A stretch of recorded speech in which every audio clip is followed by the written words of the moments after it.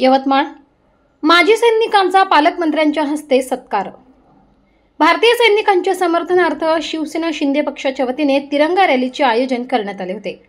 मात्र काही कारणास्तव तिरंगा रॅली रद्द करून यवतमाळ शिवसेनेतर्फे भारतीय सैन्य दलात समर्थन, माजी सैनिकांचा सत्कार आणि सभा यावेळी घेण्यात आली। दरम्यान येथील शिवतीर्थावर राज्याचे मृद व जलसंधारण तथा जिल्ह्याचे पालकमंत्री संजय राठोड यांच्या प्रमुख उपस्थितीत माजी सैनिकांचा सत्कार करण्यात आला। तसेच यावेळी सभा घेण्यात आली। मोठ्या संख्येने नागरिकांसह पदाधिकारी हजर होते। भारत माता की जय अशा जोरदार घोषणा देण्यात आल्या।